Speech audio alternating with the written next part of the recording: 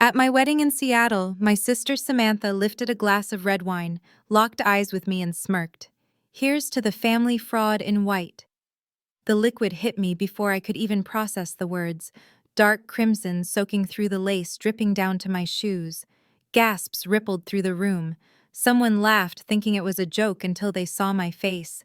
My mom rushed toward her, grabbing her arm. She didn't mean it. She whispered to me, as if that could erase the sting or the stain. I didn't reply. I just stood there frozen in my own wedding dress, my hands shaking around the bouquet. That night I logged into the shared bank account, the one I'd been funding for months, and froze every cent by 8. The next morning, Samantha got the real wedding gift from me. Her university had withdrawn her enrollment. Everything about that morning had felt like it belonged in a dream.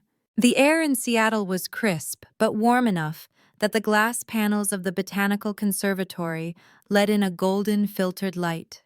Rows of white orchids lined the aisle. The scent of fresh eucalyptus wrapped around me as I stood beside Daniel, listening to the hum of quiet conversations, the clinking of champagne flutes. It wasn't just polite happiness radiating from our guests. It was genuine joy, the kind that comes when people have watched you fight for something and finally win. Daniel's eyes never left mine. Every time he smiled, I felt like my heart could burst through the delicate lace of my dress. The ceremony had gone flawlessly. No forgotten vows, no awkward pauses, just perfection. We moved into the reception, and I remember thinking, this is it. This is the day I'll want to replay in my head when I'm old. And then the doors opened. Samantha walked in, late, loud-wrapped, head to toe in white. Not ivory, not cream, not some technically acceptable shade like pearl. Wedding white satin fitted bodice, dramatic train, sparkling crystal belt that caught the light like it was desperate to be seen. She didn't care. She never does. I watched the air shift. It was subtle, but I felt it. Conversation softened. The music seemed to falter for just a beat. A few guests turned to each other, their eyebrows raised and silent. Is this for real? One man I barely knew actually laughed, glancing between us as if this were some kind of elaborate joke. It wasn't. Samantha strutted in like the reception was hers, like we'd all been waiting for her grand entrance. She didn't say anything right away. She didn't need to. Her presence was loud enough. Daniel's grip on my hand tightened. He didn't look at her. He kept his eyes on me, as if willing me to stay rooted in this moment we had worked so hard for. But my jaw had already tightened, my stomach twisting in that familiar way it always did when Samantha decided to make herself the center of the universe. Even then, part of me hoped she'd just sit down, eat dinner, smile for the cameras, pretend to be gracious for one night. But Samantha doesn't do gracious. She does disruption. From the moment Samantha sat down front row, of course, I could feel the energy changing. Not in a dramatic crash and burn way. Not yet. It was quieter than that, more like a hairline crack running through glass. You can't hear it at first, but you know it's there, spreading. She leaned over to speak to one of my cousins, and they both laughed, too loud, too sharp, at a moment when everyone else was still settling into the meal. A few heads turned. Daniel squeezed my hand under the table, his silent way of saying, "Let it go." I tried. I smiled at guests, thanked them for coming, posed for photos, even though I could feel Samantha's eyes on me like a camera lens trained on prey. Every time I caught her gaze, she didn't look away. She just smiled, slow and knowing. It wasn't the first time she'd pulled something like this. When we were teenagers, she wore white to my high school graduation party. It's just a dress, she'd said, as though I was the crazy one for noticing. When I got my first real job, she accidentally announced her engagement at my celebration dinner. That one fell apart in less than a year, but the point had been made. No moment was safe from her need to take center stage. The thing about Samantha is that she doesn't have to be actively cruel to ruin something.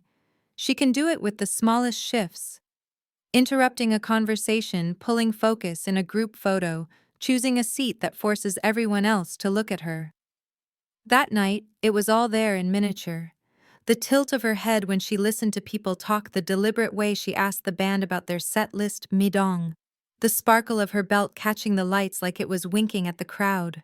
She wasn't being openly hostile. That would have made her easier to deal with. She was weaving herself into the fabric of my wedding in a way that made it impossible to ignore her without looking petty.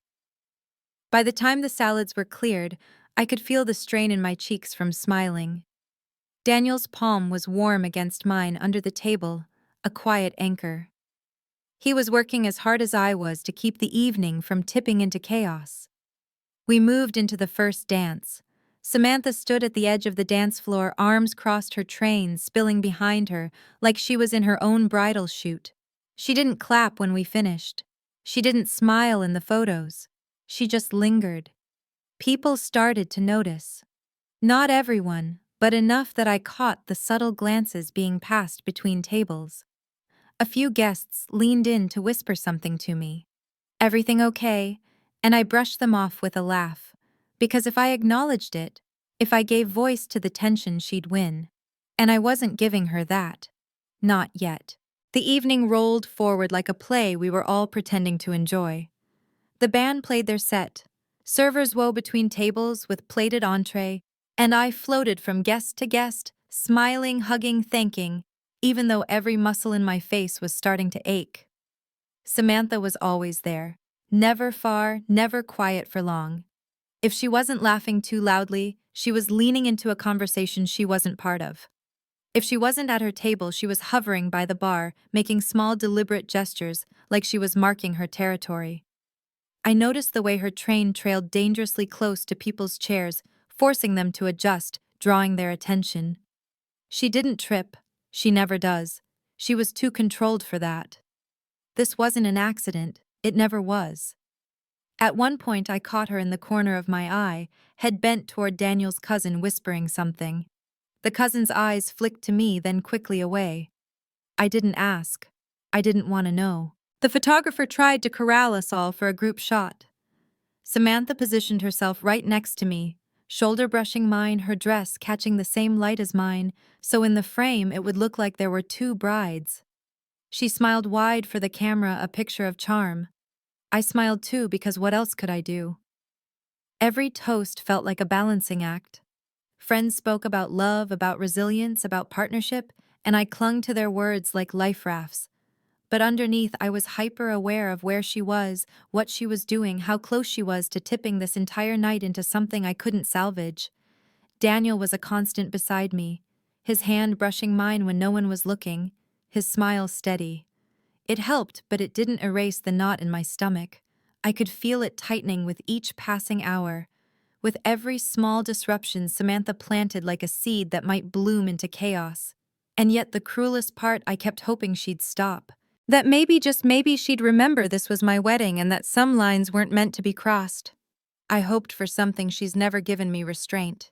It was like walking on glass, every step measured, every word calculated, every laugh a little too rehearsed. One wrong move and the whole thing could shatter. By the time the main courses were cleared and the band shifted into a softer, slower set, I thought maybe we'd made it through. Maybe the worst she could do had already been done. But Samantha doesn't need hours to cause damage. She only needs seconds, and she was about to take them. It was near the end of the reception when the room finally began to exhale. The music had softened into a mellow hum. A few guests were lingering at the bar, others were scattered across the dance floor in small, easy groups. Daniel and I had just finished laughing at something. One of his uncles said, a real laugh. Not the kind I'd been forcing all night, and for the first time since Samantha walked in, I thought, maybe we've made it. That's when I saw her stand up. She rose slowly, like she wanted to make sure every pair of eyes had time to find her. The light caught the beading on her belt, sending tiny sparks across the room. In her hand, a long-stemmed glass of red wine. I told myself she was going to make a toast. Not a kind one, maybe, but something vaguely civil, some thin attempt to smooth over the tension. It would be fake, but I would have accepted it. I would have swallowed it whole, just to keep the peace for a few more minutes. She didn't look at me. She looked at Daniel, and then, loud enough to cut through the low hum of conversation, she said, "Here's to the family fraud in white." It took a second for the words to land. A laugh bubbled from someone near the back, probably thinking it was some weird inside joke. But before anyone could react, before I could react, she tilted the glass and the wine came for me. It hit square in the center of my dress. Warm, sharp, scented liquid soaking through the lace, sliding down the satin, pooling at my waist before dripping onto the floor. My bouquet slipped in my hand. The stain spread like a wound. For a moment, I couldn't hear anything. Not the music, not the murmurs, not even the sharp inhale from the table nearest us, just the blood pounding in my ears. Then the sounds rushed back. A glass clinking to the floor. A sharp gasp from one of Daniel's aunts. The sudden scrape of a chair and my mother's voice slicing through it all. "She didn't mean it," she said, already crossing the floor, her heels clicking against the wood like a countdown. She grabbed Samantha's arm, tugging her back, murmuring something frantic and low. I looked down at the mess on my dress, then up at my mother, then at Samantha. She was smiling, not wide, not theatrical, just the faint, satisfied curve of someone who had gotten exactly what they came for. I didn't say a word. Not to her, not to my mother, not to anyone. Daniel's hand found mine. His grip was steady, grounding. "You okay?" he murmured. I nodded, though it was a lie. The photographer had frozen mid-step, his camera still hanging from his neck. Guests stared at me, then at her, then back again, as though waiting for me to explode or cry or storm out. I did none of those things. Instead, I walked away out of the reception hall, down the short hallway to the bridal suite, where my backup dress was hanging just in case of an accident. I hadn't packed it for this. I'd imagined maybe I'd change later in the night to dance more comfortably, but now it was an escape hatch. In the bathroom, I peeled the ruined gown off my skin, the fabric heavy and cold, where the wine had soaked through. I stood there for a moment, staring at myself in the mirror in nothing but my slip, and felt a wave of exhaustion so deep it hurt. Then I put on the second dress, fixed my hair, painted on a smile so precise it could have been drawn with a ruler. When I walked back out into the reception, I was ready for the rest of the night to look perfect in every photo.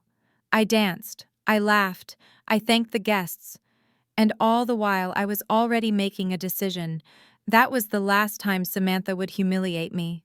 That night, after the last guest had gone, the music had faded and Daniel had fallen asleep beside me. I stayed awake, not angry, not crying, just still. The image of Samantha's smile as the wine hit my dress played over and over in my head like a scene on repeat. It wasn't an accident. It wasn't a heat of the moment slip. It was deliberate. And that made my decision just as deliberate. I reached for my phone, opened the banking app, and stared at the shared account, the one I'd been pouring money into for months. Money she used for tuition rent emergencies, which usually meant bailing her out of bad decisions. No warning, no text, no chance for her to twist it into something else. I froze it. The next morning at 8:40, the first domino fell. Her university processed the tuition payment late. It bounced. At 8:41, she got the email. Enrollment withdrawn. I didn't answer when my mother called. Seconds later, she called again and again. By the fifth attempt, I knew exactly what voicemail I'd hear. A screech of outrage, an accusation, a demand to fix this.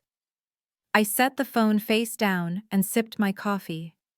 Samantha had been on the edge for a long time, and I'd been the net catching her every time she fell. The thing about being the net is that no one thanks you. They just expect you to be there. Last year, she blew her savings on a multi-level marketing scam her friend swore was a sure thing. I bailed her out. She missed her grant deadline for school. I covered her tuition. She crashed her car and had no insurance. I paid the deposit on her rental. Not once did she say thank you. Not once did she act like she owed me anything.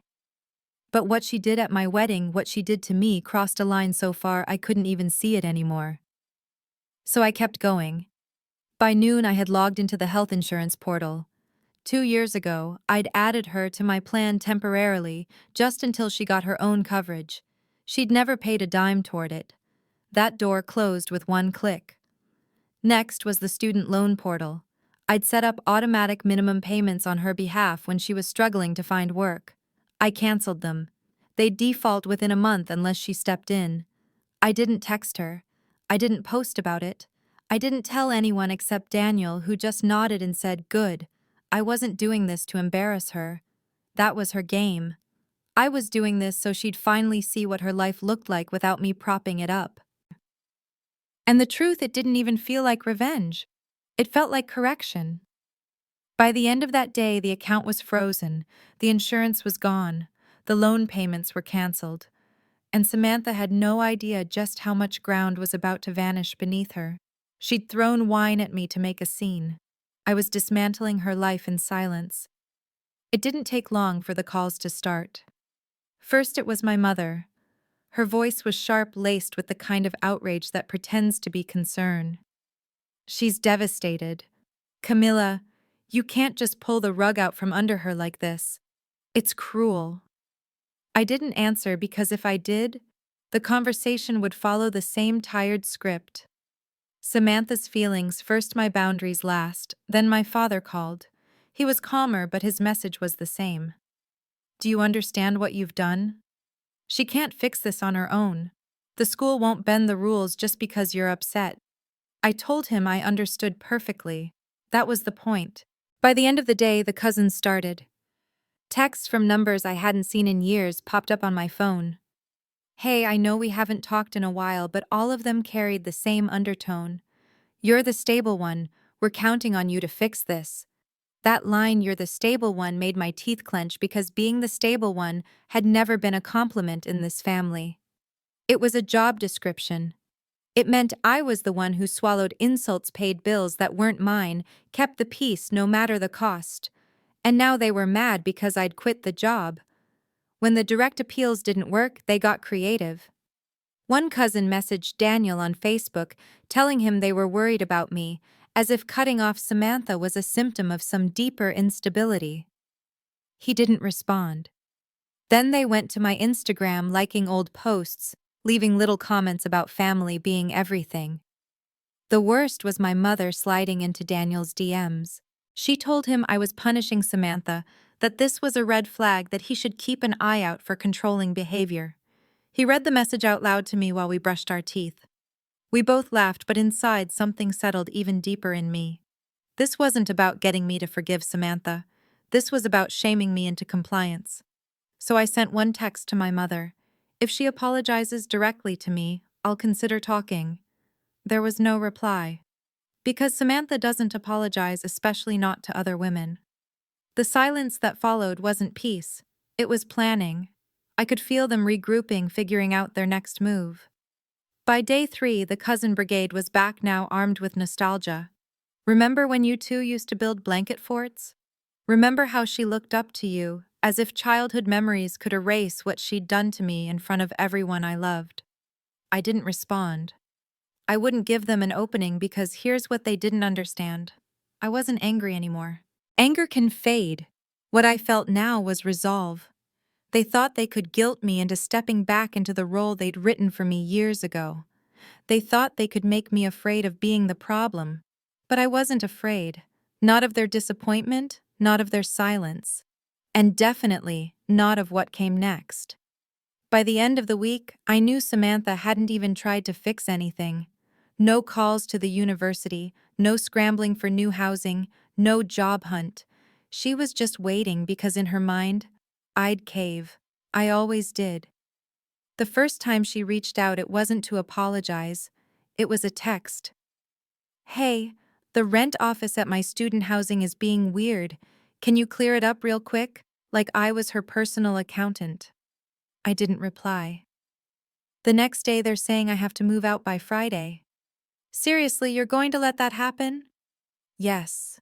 Yes, I was. Then she made the mistake of going public. An Instagram post. A picture of her at some wine bars smiling with a glass in hand. The caption, "Some people are great at pretending. Guess I learned from the best." She tagged me. I didn't take the bait, but I didn't ignore it either. There was one more support beam under her life that I'd been holding up without her even realizing how much power it gave me.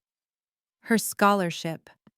It was a competitive program she'd only gotten into because I'd written a letter of recommendation that vouched for her stability, maturity, and dedication. She'd been bragging about it for months.